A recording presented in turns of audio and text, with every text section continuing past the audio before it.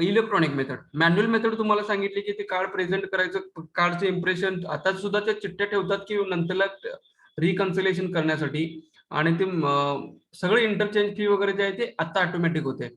Card electronic मध्ये काय होते, card accepted through EDC. EDC म्हणजे काय, electronic data capture. Electronic data capture machine म्हणजे काय, तुमचं पॉस मशीन, मग कार्ड रीडर असेल. व्हॅलिडेशन वगैरे जे काय आहे ते अप्रूव्ड बाय मर्चंट ऑनलाईन. कसं, कारण की त्याचं कार्ड घातलं, कार्ड घातल्यानंतर त्याचं ट्रान्झॅक्शन स्विच पर्यंत जात आहे, स्विच पर्यंत गेल्यानंतर तो ऑथेंटिकेट होतोय, आणि ऑथेंटिकेट झाल्यानंतर मग तिथं ट्रान्झॅक्शन जेव्हा तुम्ही पिन एंटर करताय त्यावेळेला ते ट्रान्झॅक्शन सक्सेसफुल होते. आणि हे सगळं कसं होतंय, विदाऊट मॅन्युअल इंटरप्रिटेशन होतंय. त्यामुळे काय आहे, हे इलेक्ट्रॉनिक ऑनलाईन सगळ्या गोष्टी, व्हॅलिडेशन्स असतील आणि कंट्रोल्स असतील त्या मेंटेन केल्या जातात. आणि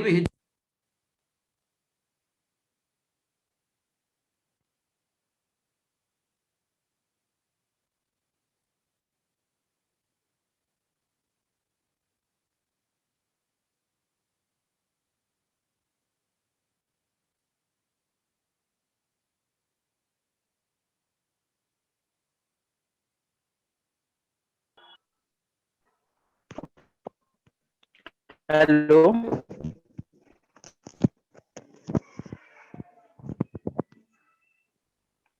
हेलो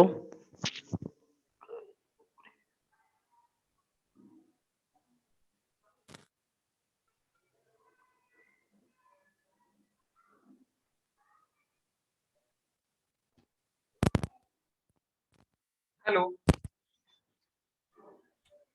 सर आवाज मध्ये हेलो आवाज येत नाही का? आवाज ब्रेक होतो सर. ब्रेक होतोय, आता यायला लागलं. आता येतोय सर व्यवस्थित. येतोय? हा हॅलो, येतोय सर व्यवस्थित. हा ठीक आहे, येतोय सर व्यवस्थित. येतोय ना? हा येतोय. ओके.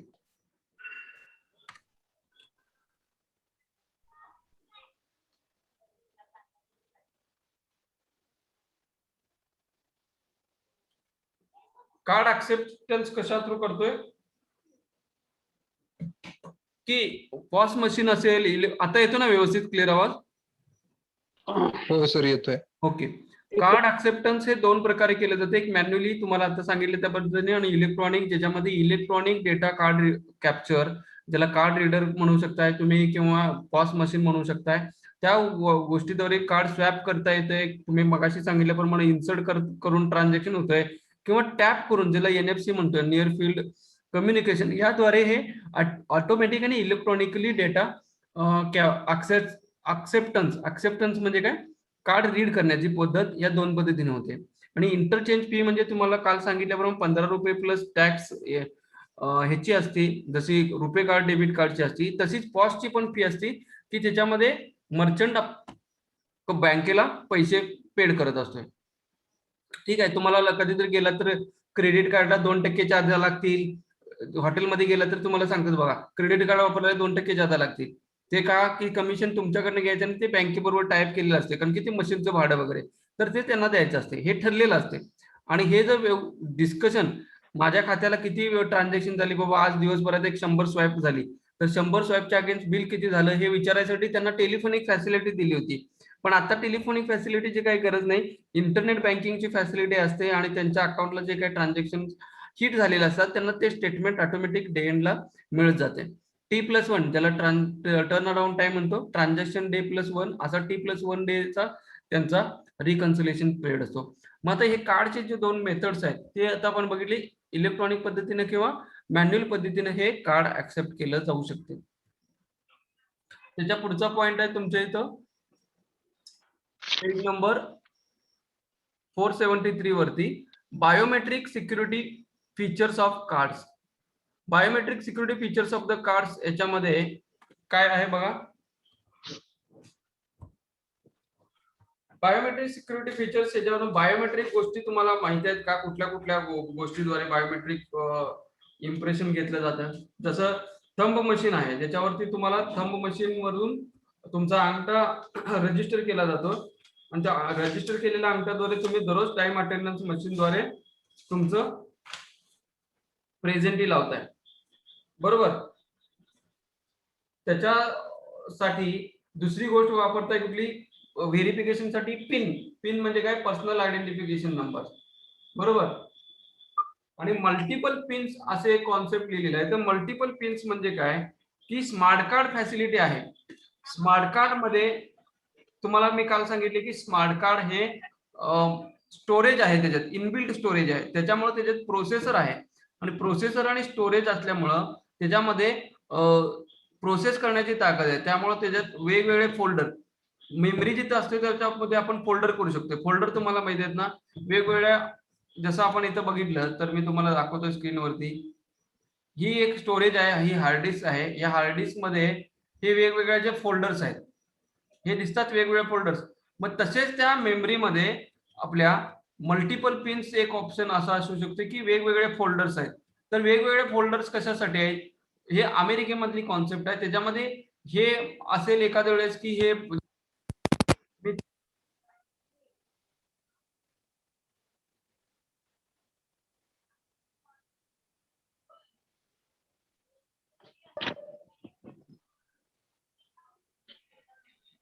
तर आवाज येत नाही. हॅलो. हॅलो हॅलो, सर आवाजाचा प्रॉब्लेम. आवाजाचा प्रॉब्लेम काय यायला लागलाय, काल व्यवस्थित येत होतं ना, आता बघा. आता येते सर. आता आता येतोय सर व्यवस्थित, पण मग काय व्हायला लागलंय, म्हणजे मला तरी तुमचं क्लिअर ऐकू येतंय. हॅलो? नेटवर्कचा वगैरे Range काही मुळे इश्यू असेल ना, आहे network चा किंवा problem काय आहे. असं? नेटवर्क स्ट्रॉंग आहे हो, 15 MBPS चं वायफाय. पण सर इथे तुमच्या इथून आवाज ब्रेक व्हायला लागलाय. 5 मिनिटं व्यवस्थित होते, परत नंतर ब्रेक होते असं Break होतं.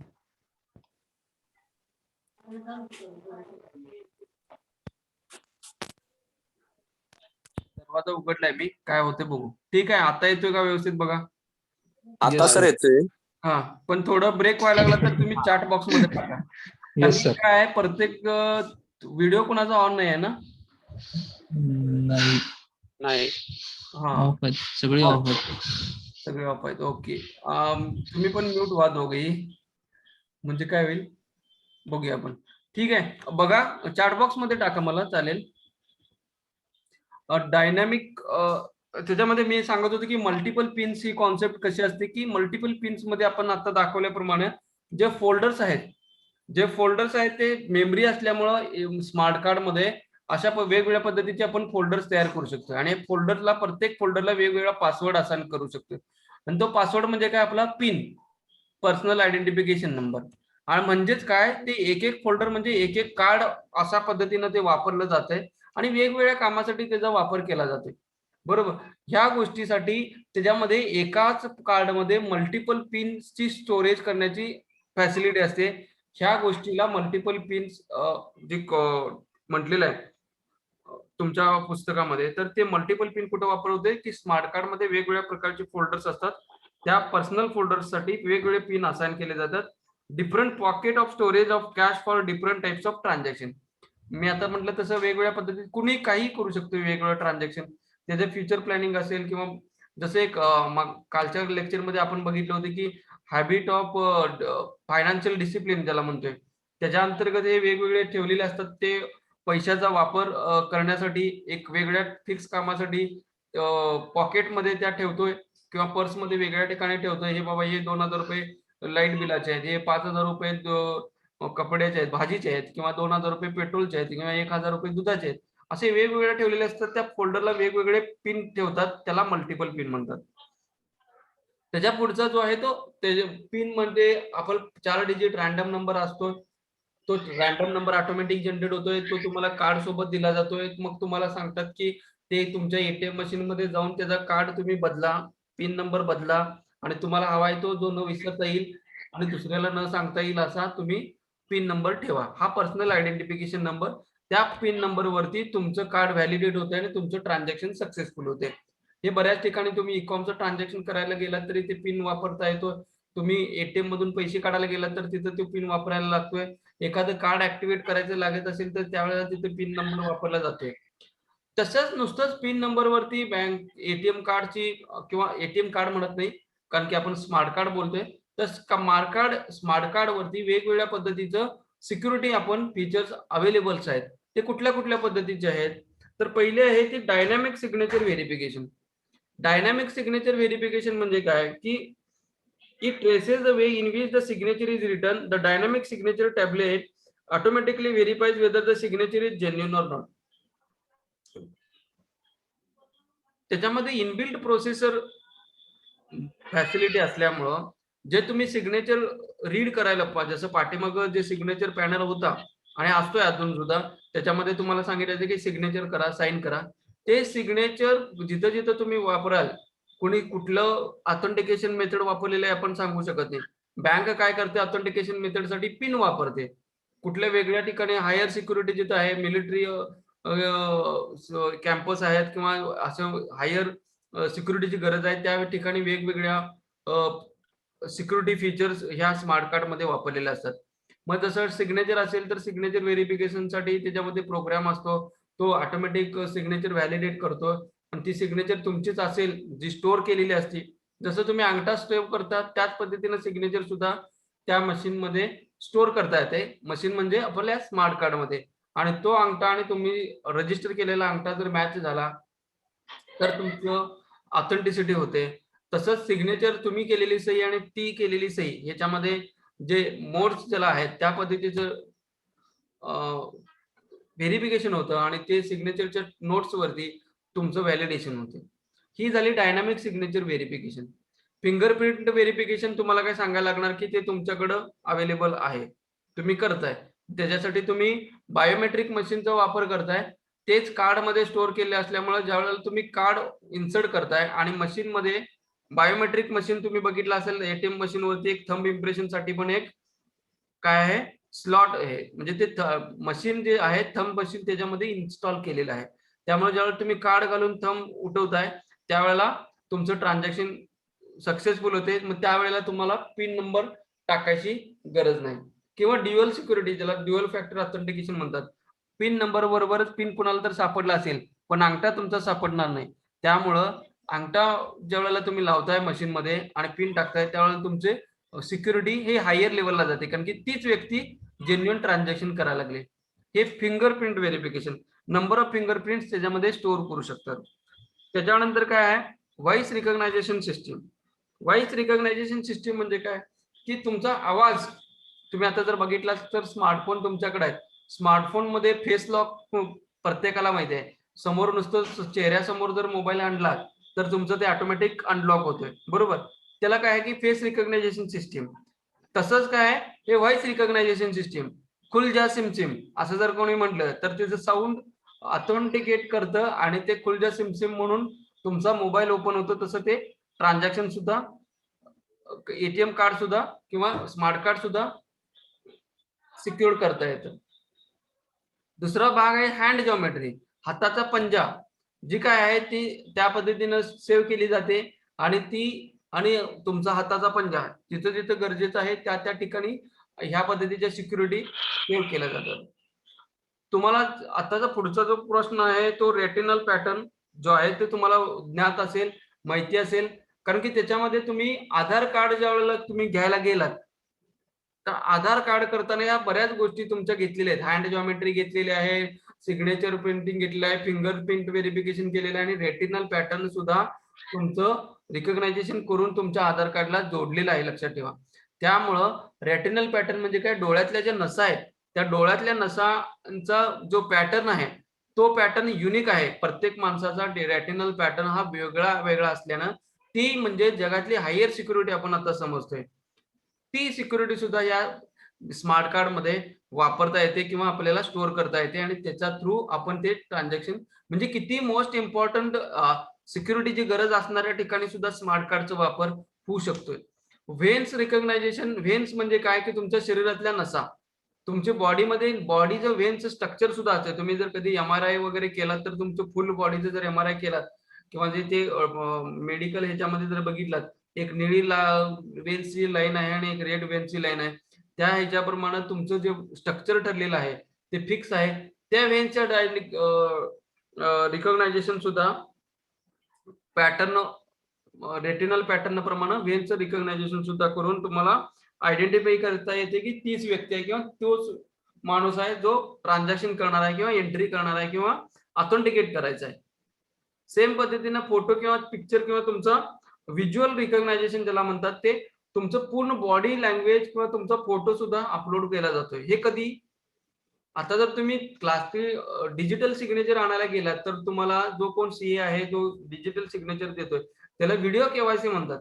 व्हिडिओ केवायसीचं तुमचं स्टोरेज केलं जातं आणि तो तुमचा तुम्हाला सांगतोय की बाबा पॅन कार्ड हातात धर, तुझं नाव सांग, तुझा पत्ता सांग, तुझं बँकेचं नाव सांग, वय, बर्थ डेट सगळं डिक्लेअर कर आणि तो मी स्वतः आहे त्याच्यामध्ये कबूल कर. हे का करतात की व्हिडिओ तुमचा स्टोअर करून जातात आणि ज्या वेळेला गरज असेल त्यावेळेला तो रिकॉल केले जातील. ह्याला व्हिडिओ केवायसी म्हणतात. ती सेम ह्या ज्या सगळ्या गोष्टी आहेत ते इंडिपेंडेंटली स्मार्ट कार्ड मध्ये इम्प्लिमेंट केल्या जाऊ शकतात. ह्या सगळ्या गोष्टी असायलाच पाहिजेत अशा नाहीत.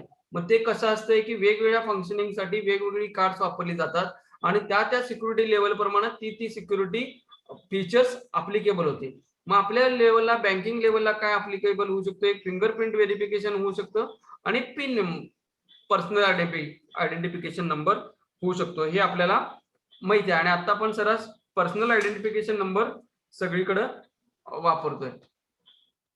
नेक्स्ट,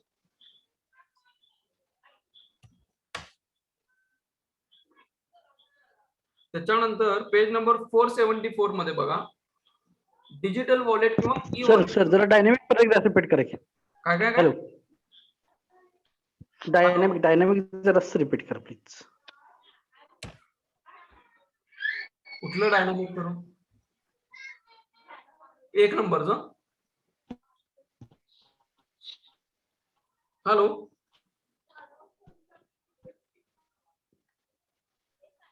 हा सर, ते डायनामिक सिग्नेचर व्हेरिफिकेशनचं विचारतो वाटतं. Dynamic signature verification. आता मला तुम्ही सांगा सिग्नेचर व्हेरिफिकेशन कसं करताय?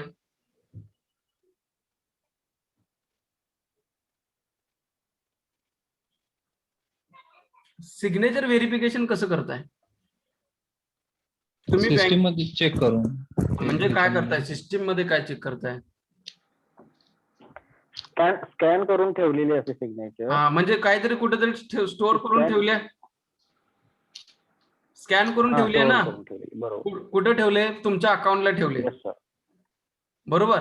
मग त्या अकाउंटला तुम्ही इंडिव्हिज्युअल अकाउंटला. हा, ऐका की आता म्हणजे तुम्ही डायनामिक सिग्नेचर ठीक आहे. आता यातले फिंगरप्रिंट्स वगैरे घेतलं असतं. हा हा, एक नंबरचं. बरोबर, एक नंबरचं ना? हॅलो हॅलो, आवाज येतोय? हो सर, येतोय ना. ते कोण विचारते? त्यांचं योगेश विचारतायत का? कोण? आता तेच डायनामिकच चालू आहे ना, मग परत काही करताय ते. तुम्ही कंटिन्यू करा सर. हॅलो, हा सर, कंटिन्यू करा.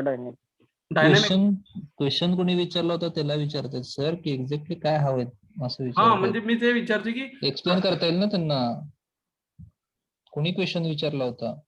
ते मध्येच बोलून पुन्हा गायब झाले. कोण? बरं ठीक आहे, असू दे. डायनामिक सिग्नेचर व्हेरिफिकेशन म्हणजे कसं असतं की आपण जसं फोटो आणि सही स्कॅन करून ठेवतोय आणि ते बघताना ज्यावेळेला व्हेरिफिकेशन करताना काय करतोय, आपल्याकडे जी सही स्टोअर केलेली आहे किंवा फिजिकली घेतलेली सहीचं कार्ड आहे ते आपण बघतोय, कारण की प्रत्येक माणूस आपल्याला ओळखीचा नसतोय.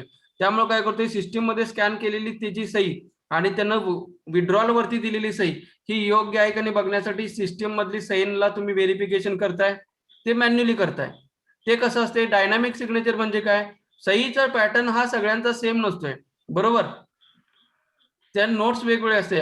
जसं जसं वय वाढत जाईल, हात हालायला लागतील तसं वेगवेगळे स्ट्रोक्स होतात, त्याला स्ट्रोक्स म्हणतात. मग डायनामिक कशासाठी म्हणायचं की स्टॅटिक सिग्नेचर असते तीच सिग्नेचर तिथं व्हेरीफाय होईल असं नाही.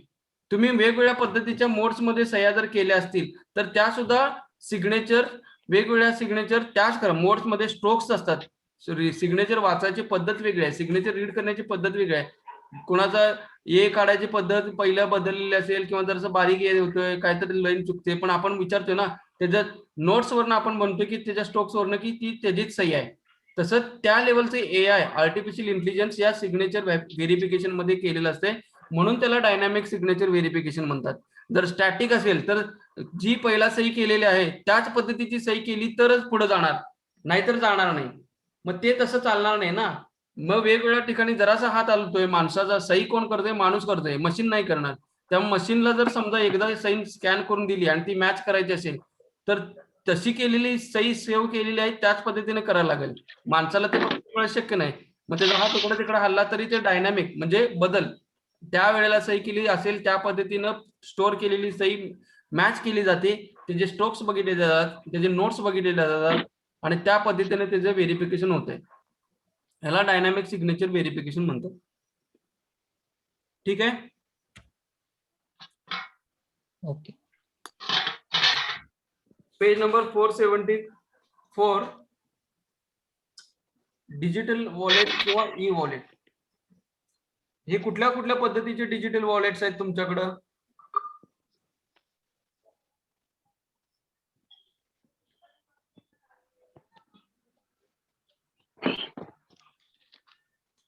डिजिटल वॉलेट कुणाला माहिती आहेत? कुठल्या कुठल्या बँकेचे डिजिटल वॉलेट्स आहेत?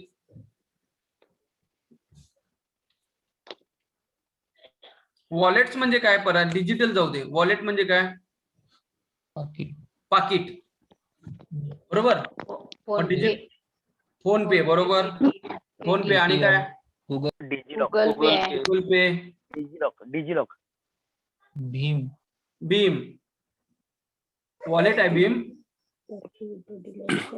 पेटीएम. Paytm, okay. डिजिलॉक. UPI.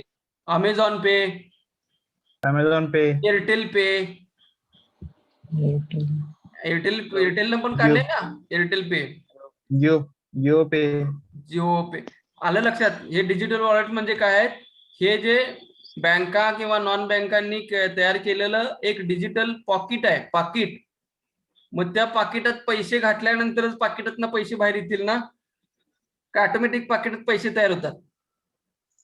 नाही, ते ठेवायला लागतील हा, आपल्याला, आलं बँकेतून लक्षात. तिकडे क्रेडिट करायला लागतील त्याला. एक्झॅक्टली मला कॉन्सेप्ट काय सांगायचे की वॉलेट्स मध्ये पैसे पहिल्यांदा टाकायला लागतात, टाकले पाहिजे.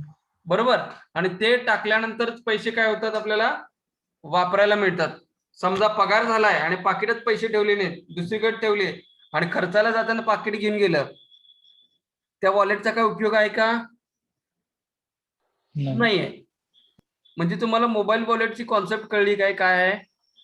प्रीपेड इन्स्ट्रुमेंट आहे. प्रीपेड इन्स्ट्रुमेंट म्हणजे कळलं, काल आपण बघितलं होतं प्रीपेड इन्स्ट्रुमेंट. प्रीपेड म्हणजे रिचार्ज करणे. आलं लक्षात? आली काय कॉन्सेप्ट ही digital wallet? Yes sir. Mobile wallet is a virtual wallet. Virtual म्हणजे काय? आभासी wallet that stores payment card information on a mobile device. Mobile म्हणजे काय? आपले स्मार्टफोन्स आहेत. Mobile wallets are a convenient way for user to make in store payments and can be used as a merchant listed with the mobile wallet service providers. PhonePe, तुम्ही Google पे करू शकताय, phone पे करू शकताय, परत आता कोणी सांगितलं ते पेटीएम करू शकताय, बरोबर. हे काय आहेत? हे युपीआय बेस्ड एनेबल्ड वॉलेट्स आहेत. आणि या वॉलेटमध्ये एक अकाउंट लिंक केले जाते, जे कशाच्या थ्रू करते? तुमच्या मोबाईल नंबरला लिंक असते आणि मोबाईल नंबरला तुम्हाला रजिस्टर करून तुमची केवायसी घेतली जाते. तुम्ही बघितलं तर पेटीएमला सुद्धा आता केवायसी मॅन्डेटरी केली होती फंड ट्रान्सफर साठी. म्हणजे समथिंग बँकिंग ट्रान्झॅक्शन त्याच्यातनं राऊट होतात म्हणजे काय? तुमच्या पगारातले, तुमच्या क्रेडिट कार्डवरचे, तुमच्या डेबिट कार्डवरचे पैसे त्या वॉलेटमध्ये टाकायचे वेगवेगळ्या कारणासाठी. आणि ते फक्त तुम्हाला काय करता येतात? पैसे, वस्तू खरेदी करता येतात. आता इतकी वॉलेट पुढे गेलेली आहेत की त्याच्यामध्ये तुम्हाला बँक टू वॉलेट आणि वॉलेट टू बँक फंड ट्रान्सफरची फॅसिलिटी आहे, बरोबर. क्रेडिट कार्ड मधील पैसे तुम्ही वॉलेटला टाकू शकताय आणि वॉलेट मधून तुम्ही परचेस करू शकताय. मग ह्याच्यासाठी वेगवेगळे वॉलेट काय करतात? त्यांच्या वॉलेटचा वापर जास्त व्हावा म्हणून काय करतात की ऑफर्स ठेवतात. पेटीएम वरनं लाईट बिल भरलं तर 60 रुपये काय असेल ते 10%, 2%, 3% कॅशबॅक मिळणार, बरोबर. असं बघितलंय ना बऱ्याचदा. एचडीएफसी बँकेचं कार्ड वापरले की एवढे पैसे रिटर्न मिळणार. हे जे आहेत, गुगल पे वापरा, तुम्हाला बाकीच्या गोष्टी ऑफर्स वेगळे मिळतात. कुणाला मॅकडॉलचं ऑफर देत आहे, कोण मंत्राचं देत आहे, कोण वेगवेगळ्या शॉपर स्टॉपचं देत आहे, किंवा कोण झोमॅटोचं गिफ्ट वाउचर देते बघा. अशा कुठल्याही पद्धतीचे voucher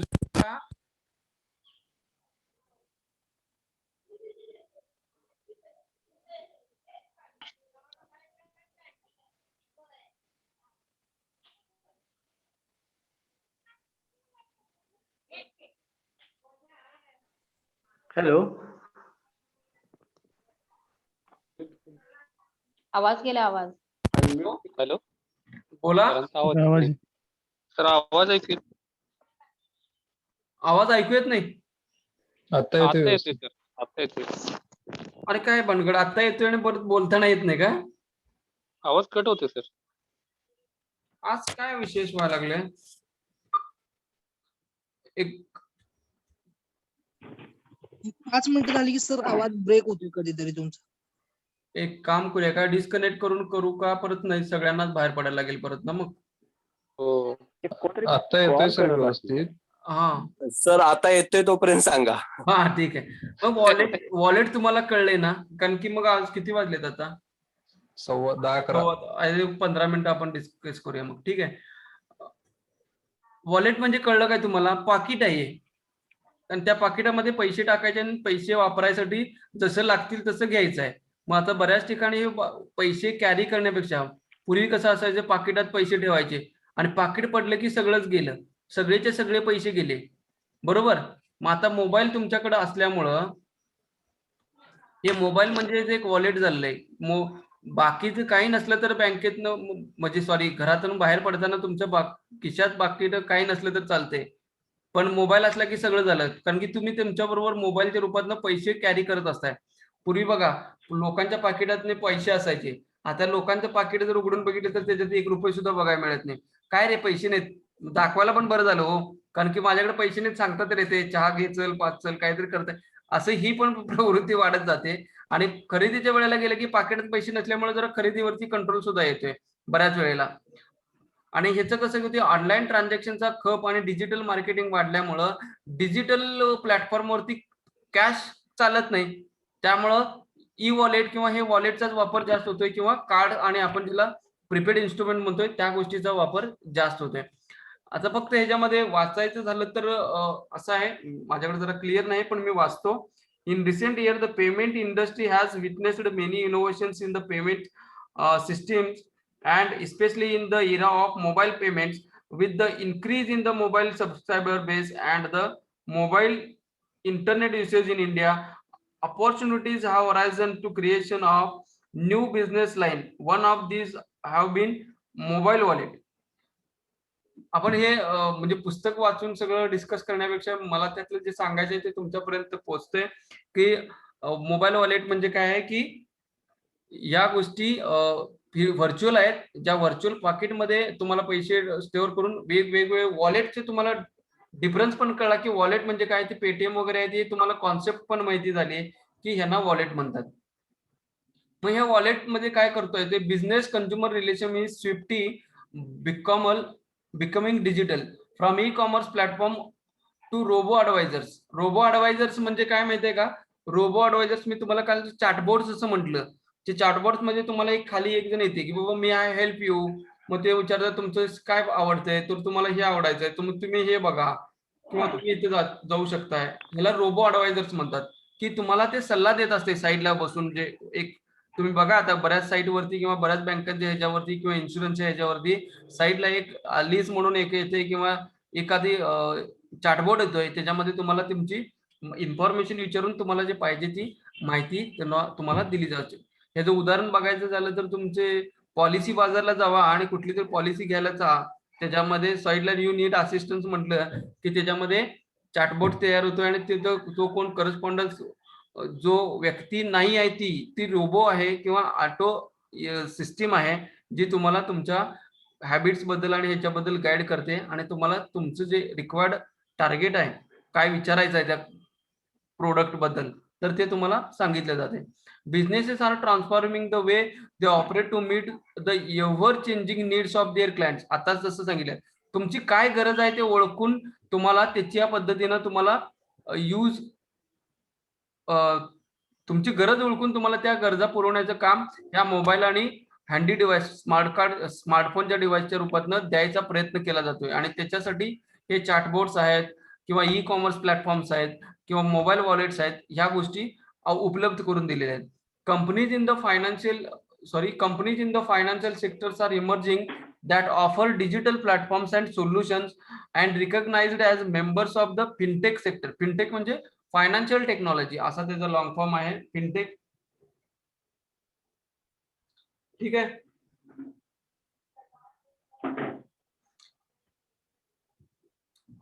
using mobile technology such as smartphones, tablets और स्मार्ट वॉचेस. स्मार्ट वॉच पण आता आलेला आहे.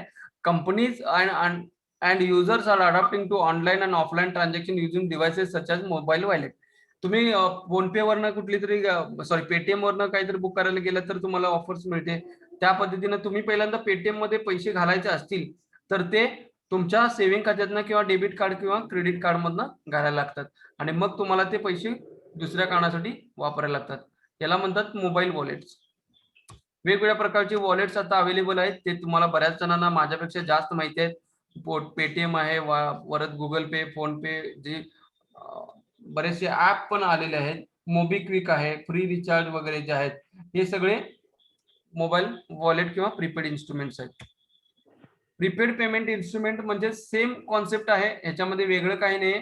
ज्याच्यामध्ये चार्ज करायचं आहे आणि फायनान्शियल सर्व्हिसेस आणि remittance again the value stored within the instrument. Within the instrument मध्ये मी काल सांगितलं जसं गिफ्ट कार्ड जसं होतं त्याच्यामध्ये 1000, 500, 2000 रुपयाचे जे रिचार्ज केलेलं असायचा आणि ते रिचार्ज तुम्हाला रिडीम म्हणायचं, त्याला रिडीम करण्यासाठी वापरलं जायचं. त्याच्यानंतर ते परत रिचार्जेबल असेल तर परत तुम्ही तेवढे पैसे त्याच्यामध्ये ऍड करू शकतायत कार्डवरती. त्याचा जर कॉन्सेप्ट बघा प्रीपेड पेमेंट इन्स्ट्रुमेंटचं रिझर्व्ह बँकेच्या गाईडलाईन्स पण याच्या बाबतीत मध्ये आलेले आहेत. Same as good as no frill अकाउंटचे जे क्रायटेरियाज आहेत त्याच क्रायटेरिया ह्याच्यामध्ये सांगितलेले आहेत. शेवटचे जर तुम्ही पॅराग्राफ बघितला पेज नंबर 475 मध्ये प्रीपेड पेमेंट इन्स्ट्रुमेंट्स त्याच्यामध्ये गाईडलाईन्स दिलेले आहे की जे क्लोज सिस्टीम पेमेंट इन्स्ट्रुमेंट आहे त्याच्यानंतर जे खालेलं आहे refer 2019 RBI has issued guidelines for a new type of semi closed prepaid instruments PPI up to 10,000 with loading only for the bank account in order to give impact to small and digital payments and for enhance the user experience. The features are detailed below. PPIs shall be issued by bank or non-bank PPI issuers after obtaining minimum details of the PPI holder. PPI holder म्हणजे कोण? Customer. ह्याच्यामध्ये KYC आहे, ओव्हीडीज official value documents आहेत, OTP न तुमचा mobile number register केला जातो. जसं ऑनलाईन वॉलेट तयार करताय त्याच्यासाठी काय लागतंय, मोबाईल नंबर टाकताय, मग तुम्हाला ओटीपी येतोय, मग केवायसी टाकताय आणि तो केवायसी व्हॅलिडेट झाल्यानंतर तुमचा अकाउंट क्रिएट होतोय वॉलेट. त्याला प्रीपेड इन्स्ट्रुमेंट म्हणतात आणि त्याची ट्रान्झॅक्शनची लिमिट पण दिलेली आहे बघा की पर मंथ 10,000 पेक्षा जास्त ट्रान्झॅक्शन होता कामा नाहीत, वर्षाला 1,20,000 असता कामा नाहीत आणि कुठल्याही पॉइंटला 10,000च्या वर त्याच्यामध्ये अमाऊंट ट्रान्झॅक्शन होता कामा नये. Outstanding amount. ठीक आहे. हे जसं तुम्ही नो फ्रिल अकाउंट जर बघायला गेलं तर सेम कॉन्सेप्ट आहे. आता हे जे प्रकार जे वरच्या पहिल्या 3 ह्याच्यामध्ये लिहिलेले आहेत त्याच्याबद्दल जरासं सांगतो की क्लोज्ड, सेमी क्लोज्ड आणि ओपन. क्लोज्ड म्हणजे काय, can be used with only merchant. Merchant म्हणजे कोण, जो विक्रेता आहे त्याच्याबद्दलच जर क्लोज्ड असतील वॉलेट. मग असे कुठले आहेत, तुमचे फ्री चार्ज वगैरे जे आहेत ज्याच्यावरती फक्त तुमचे रिचार्ज वगैरे करू शकताय किंवा हे मोबिक्विक वगैरे, त्याच्यामध्ये हे क्लोज्ड प्रीपेड मोबाईल वॉलेट्स आहेत. Can use, you would not get back money म्हणजे त्याच्यामध्ये तुम्ही पैसे घातल्यानंतर क्लोज ते फक्त ते पैसे वापरायचे, दुसऱ्या गोष्टीसाठी परत तुम्हाला बँकेकडं क्लोज्ड मोबाईल वॉलेट असल्यामुळे परत रिटर्न तुमच्याकडे पैसे येणार नाही. सेमी क्लोज्ड म्हणजे काय, can be used with many merchants. Closed मध्ये एकाच मर्चंटसाठी, म्हणजे समजा एखादं एअरटेल पेमेंट्स आहे तर एअरटेल पेमेंटचं फक्त त्यांच्याचसाठी वापरायचं, दुसऱ्या गोष्टीसाठी ते एअरटेल पेमेंटचा वापर होतोय काय नाही. तर त्याच्यामध्ये तुमचं एअरटेलचं रिचार्ज असेल, प्रीपेड पोस्टपेड रिचार्ज असेल, एअरटेलचा अँटिना असेल त्याचं रिचार्ज असेल, इंटरनेट असेल तर त्याचं रिचार्ज करायचं असेल तर ते क्लोज्ड पेमेंट. आणि एकदा परत त्याच्यामध्ये रिचार्ज केल्यानंतर तुम्हाला पैसे परत मिळतात काय, नाही. त्याला काय म्हणतो आपण, क्लोज्ड. फक्त स्पेसिफिक डेडिकेटेड वॉलेट मध्ये असतंय त्या गोष्टीसाठी वापर केला तर ते सिंगल मर्चंट झाला. दुसरा असतोय तो मेनी मर्चंट, म्हणजे एक वॉलेट आहे, कुठलं, पेटीएम आहे. पेटीएम मध्ये फक्त कॉन्सेप्ट लक्षात घ्या, पेटीएम मधनं तुम्ही लाईट बिल भरू शकताय, फोन बिल भरू शकता, सॉरी इलेक्ट्रिसिटी बिल भरू शकता, सॉरी लाईट बिल भरू शकताय, डीटीएच भरू शकताय, रिचार्ज करू शकताय, बाकीच्या गोष्टी करू शकताय किंवा ग्रोसरी खरेदी करू शकताय. हे मेनी मर्चंट्स आहेत. पण वॉलेट कुठला आहे? पेटीएम एकच आहे. पण त्यातनं सुद्धा मनी रिव्हर्स घेतला जात नाही, ह्याला म्हणतात सेमी क्लोज्ड. पण आताच्या गोष्टीमध्ये त्याचं एनहान्स झालेलं आहे आणि बँक टू वॉलेट आणि वॉलेट टू बँक ही जे ट्रान्झॅक्शन होते आणि मेनी मर्चंट मध्ये वापरू शकतोय. त्याला जसं गुगल पे आहे, फोन पे आहे, त्या गोष्टीमध्ये युपीआय एनेबल जे ऍप्स आहेत त्या गोष्टीला ओपन पेमेंट मोबाईल वॉलेट म्हणतात. हे 3 मोबाईल वॉलेट जसे तुमच्या इथं प्रीपेड पे म्हटलेले आहेत की पेज नंबर 475 मध्ये open system payment instrument, close system आणि सेमी क्लोज सिस्टीम कॉन्सेप्ट त्याच्यामध्ये डिस्कस केलेली आहे. त्याच्यानंतर जे आहे पीपीआय कोण इश्यू करू शकते? With regards the non-banking entities such as companies, the requirement to be made by them to be eligible to issue PPIs are as follows. The company must be incorporated in India. The minimum paid up capital of the company must be more than 5 crore. हे लक्षात ठेवून घ्या. Minimum positive network असायला पाहिजे 1 कोटीच्या were all times. When it comes to banking institutions, all banks which comply with the eligibility criteria established by the RBI are allowed to issue PPIs, but when it comes to providing mobile banking transactions, only banks that have been approved by the RBI may launch the mobile based PPIs. म्हणजे non banking entities पण PPI issue करू शकते. त्याचा criteria वेगळा आहे. त्यांना काय दिलेलं आहे की मिनिमम पेड कॅपिटल किती पाहिजे? 5 कोटी पाहिजे आणि मिनिमम पॉझिटिव्ह नेटवर्क किती पाहिजे? 1 कोटीच पाहिजे. तेच जर तुम्ही बँकिंग इंडस्ट्रीमध्ये असाल तर तुम्हाला रिझर्व्ह बँकेचं परमिशन लागेल आणि रिझर्व्ह बँकेचं परमिशन काढायला गेला तर तुमचे बेसिक सायबर सिक्युरिटी किंवा मोबाईल बँकिंगचं लायसन्स किंवा इतर गोष्टी ज्या लागणार आहेत त्या गोष्टीचा कंप्लायन्स त्या बँकेनं केलेला असायला पाहिजे आणि रिझर्व्ह बँकेनं त्यांना अप्रूव्ह करायला पाहिजे की तुम्ही हे मोबाईल बेस्ड पीपीआय इश्यू करू शकताय. ह्या गोष्टी त्यांच्याकडे लागणार आहेत. In the case of non banking financial institution म्हणजे एनबीएफसीज, नॉन वरचे जे आहे ते नॉन बँकिंग एंटिटीज आहेत म्हणजे ज्या कंपनीज असतील ज्या बँकांमध्ये कुठंच नाही आहेत आणि एनबीएफसी म्हणजे ज्या फायनान्शियल इन्स्टिट्यूशन मध्ये काम करतात अशा कंपन्यांना they are allowed only allowed to issue PPI under the semi closed और क्लोज सिस्टीम. म्हणजे काय की परत तुमच्याकडे पैसे बँकेकडे पाठवायचे नाहीत. एकदा तिने भरले की तुम्ही ते फक्त तुमच्या इज्जतनं वापरायचे आहेत. This includes mobile based PPI. The only condition to issuance of PPI by non banking entities is that they are required to maintain an escrow account with an scheduled commercial bank in the country. म्हणजे काय escrow account म्हणजे काय की तुम्ही ज्यावेळेला NBFC किंवा non banking entities आहेत त्यांनी पोस्टपेड अकाउंट म्हणजे सॉरी प्रीपेड अकाउंट किंवा ज्याला मोबाईल वॉलेट म्हणतोय आपण ते जर चालू करायचं असेल तर त्याच्या अगेन्स्ट मध्ये एका शेड्यूल कमर्शियल बँकेमध्ये त्यांचं खातं असायला पाहिजे आणि त्याचं ट्रान्झॅक्शन कसं होणार याचं त्यांनी टाईप करून त्या बँकेच्या थ्रू जसं सब मेंबरशिप म्हणतोय ते त्यांच्याबरोबर एका शेड्यूल कमर्शियल बँकेबरोबर त्या एनबीएफसीला टाईप करायला लागेल जर त्यांना प्रीपेड इन्स्ट्रुमेंट वॉलेट किंवा प्रीपेड इन्स्ट्रुमेंट इश्यू करायचे असतील तर ह्या पद्धतीनं नॉन बँकिंग एंटिटीज बँक्स आणि एनबीएफसी सुद्धा प्रीपेड पेमेंट इन्स्ट्रुमेंट इश्यू करू शकतात. वॉलेट मोबाईल वॉलेट इश्यू करू शकतात. फक्त काय त्यांना लागणारा क्रायटेरिया त्यांनी फुलफिल करायला पाहिजे. वर तुम्हाला सांगतोय बघा आता हे जरा दाखवण्यासारखं आहे. Physical cash payments, plastic cards based payments म्हणजे त्याच्यामध्ये डेबिट कार्ड्स आलं, क्रेडिट कार्ड्स आलं. फिजिकल कॅश काय तुम्ही ब्रांच मध्ये आणून ट्रान्झॅक्शन करू शकता, एकमेकाला पैसे कॅश मध्ये देऊ शकता, ती गोष्ट आली. प्लास्टिक कार्ड्स आपण बघितले जे वेगवेगळ्या प्रकारची कार्ड्स आपण अभ्यासले त्याच्यातलं डेबिट कार्ड असेल, क्रेडिट कार्ड असेल, मास्टर कार्ड असतील, विजा कार्ड असेल, सगळ्या पद्धतीची कार्ड्स आली. त्याच्यानंतर इंटरनेट बँकिंग आणि electronic fund transfer like NEFT आणि आरटीजीएस पेमेंट्स मेथड्स आली. आणि त्याच्यानंतर आता पुढे जाऊन आता आलेले ते prepaid cards, example smart cards, mobile prepaid cards ज्याला म्हणतोय आपण ते, ई वॉलेट, डिजिटल वॉलेट किंवा मोबाईल वॉलेट ज्याला आता आपण फोन पे, गुगल पे आणि हे म्हणतोय ती. त्याच्यानंतर डिजिटल करन्सी लाईक आता बिटकॉइन किंवा व्हर्च्युअल करन्सी येत आहे किंवा अवेलेबल आहे मार्केटमध्ये. ते हे जे आहेत ते खालचे ते 3 आहेत ते पीपीआय आहेत, प्रीपेड पेमेंट इन्स्ट्रुमेंट्स आहेत ज्याच्यामध्ये तुम्हाला पहिल्यांदा पैसे भरायचे आहेत आणि मग ते वापरायचे आहेत. आणि वरच्या केसमध्ये काय डायरेक्ट तुमच्या खात्यातनं डेबिट होतात. क्रेडिट कार्ड आणि डेबिट कार्ड तुमच्या अकाउंटला लिंक केलेले असते आणि फिजिकल कॅश तर तुमच्या खिशात असते. ह्या इथपर्यंत आज आपण थांबणार आहोत. ह्याच्याबद्दल काय शंका असतील तर एक 5 मिनिटं आपल्याकडे आहेत ते विचार डिस्कस करूया.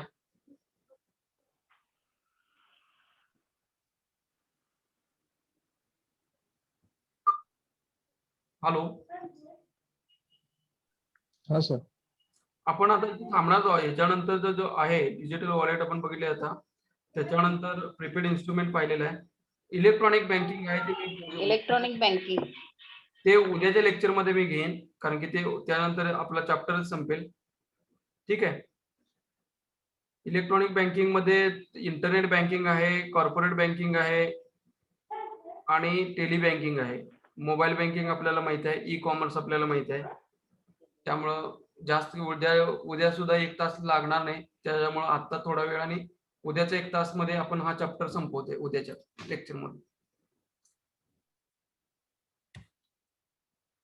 UPI, interbase point of sales, internet banking, NEFT, RTGS जे आहेत, IMPS, मोबाईल बँकिंग आणि मोबाईल वॉलेट्स आता मी जसं सांगितलं त्या पद्धतीचं फोन पे, गुगल पे आहेत. Growth with digital payments in India, हे उद्याच्या क्लासमध्ये आपण बघायचं. आता कुणाला काही समजलं असेल अशी मी आशा बाळगतो, कारण की हे सगळं दैनंदिन वापरातलं आहे. जरी काही समजलं नसेल तर तुम्ही शंका विचारू शकताय, पण ते उद्याच्या क्लासमध्ये सकाळ 5 मिनिटं अगोदर विचारूया आणि आपण आज इथं थांबूया. Good night everybody. Good night sir. Thank you sir. आज काही कळलं नसेल तर प्लीज विचारा उद्याच्या क्लासमध्ये. अटेंडन्स खूपच कमी आहे सर. होय, म्हणून काय विचार करण्याची परिस्थिती आहे. पण मी तर काय करू, मी काय कम्प्लीट करणार सिलेबस. 30 म्हणजे मला वाटते 35 to 36, 37 झाले होते. 2 बॅच आहेत, इस्लामपूर आणि प्लस कोल्हापूर. एकदमच कमी आहे अटेंडन्स. कारण की आता जे आहे सांगू काय, हे जे आहे नवीन सिलेबस या जुन्या पुस्तकामध्ये नव्हता आणि हे सगळ्या गोष्टी कॉन्सेप्ट नवीन आहेत. क्लिअर करून घ्या. नाही क्लिअर केलं तर तुम्हाला कसं आहे की म्हणजे मे बी पॉइंट्स तुमचे कमी होतील असं म्हणणार नाही, कारण तुमचा पण अभ्यास त्याच्यामध्ये महत्वाचा आहे. तुम्ही या गोष्टीमध्ये काय कळलं नसेल, कारण की हे माझ्याकडे जुनं बुक आहे त्या पद्धतीने मी बघत होतो, पण मी एका ठिकाणी मित्राकडून तुमच्याच एका मी व्हॉट्सअपवरती फोटो काढून घेतलाय तुमच्या पूर्ण चॅप्टरचा. ते जरासं ब्लर आलंय म्हणून मला एखाद्या वेळेस वाचताना मागं पुढे होत आहे. पण तरी सुद्धा मी माझ्याकडे नोट्स तयार केलेले आहेत, त्यामुळे मला सांगता येतं, डिस्कस करता येतात. आणि तुमच्या शंका काय असतील तर त्या विचारल्या तर एकमेकाला कम्युनिकेशन होतंय. त्यामुळे मी म्हणतो की काय शंका असतील तर विचारत जावा. आता नाही विचारता आलं, उद्याच्या क्लासमध्ये. आता मगाशी कोणीतरी विचारलं की त्यांना NFC कळलं नव्हतं. असं विचारलं तर की म्हणतोय की तुम्ही अभ्यास करायला लागला किंवा तुम्ही त्याच्यात काहीतरी विचार करायला लागलाय, असं